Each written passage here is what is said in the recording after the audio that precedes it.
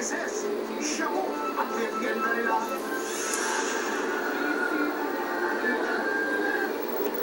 Sa isang madilim na bahay, may kakaibang nagaganap. Sa lamesa, may mga parapinalya. Pagmasdan yung maigi mga kapuso, ang lalaking ito may inilabas na plastic na may lamang puting pulbos. At ang isang lalaki nagsindi ng lighter. Ano kaya ang gagawin nila? At sino kaya ang mga tao ito? Sa isang pampublikong paaralan sa Rizal, 2 guro raw ang may tinatagong lihim. Isa si Alan Llagas, 49 na taong gulang, walang asawa.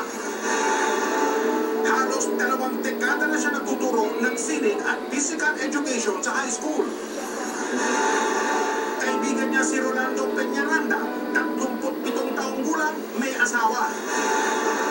6 na taon na siyang nagtuturo ng agham. Ayon sa informante ng investigador na tatawagin natin si Jeffrey, ang sekreto raw ni Nasser, ang paggamit ng ipinagbabawal na gamot. Hindi ko alam siya nung unang nag-drugs eh. Tapos nalaman ko na lang, syempre, nakakasama na. Basta niyayaya na rin. Doon ko lang nalaman yun. Minsan sa gitna ng klase, hindi raw maiwasang mag-may I go out ni Nasser.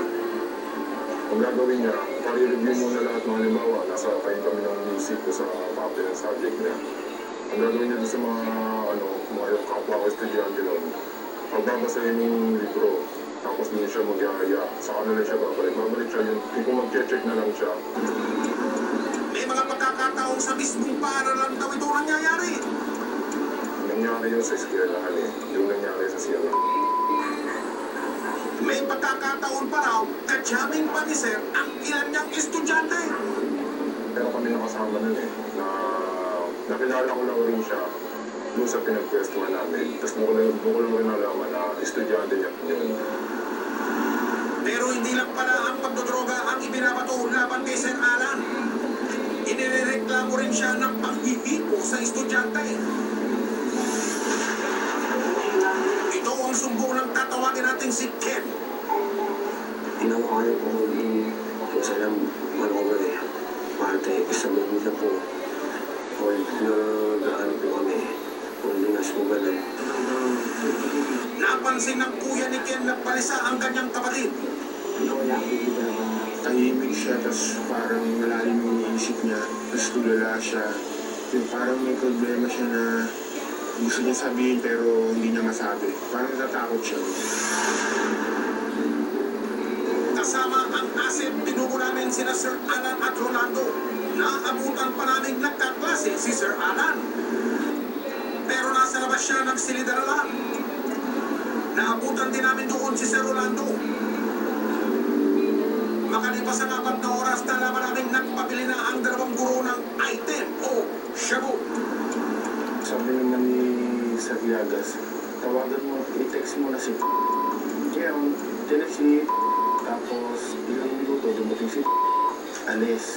After 30 minutes, bumalik si motor. Tapos nandiyan na yung item. Sumakay sila ng tricycle. Nagpatid sila sa isang bahay sa likod ng paaralan.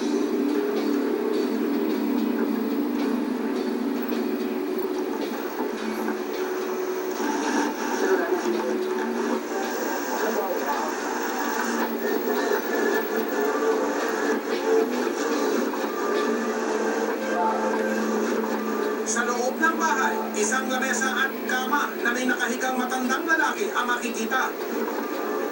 Sa lamesa, inihatag ang mga parapinalya. Inilabas naman ni Sir Alan ang isang pakete ng shabu. At nagsindi ng lighter. Mga sir, ito na ba ang recess ninyo? Susunod 2 guro, huling-huli habang nagsashabu.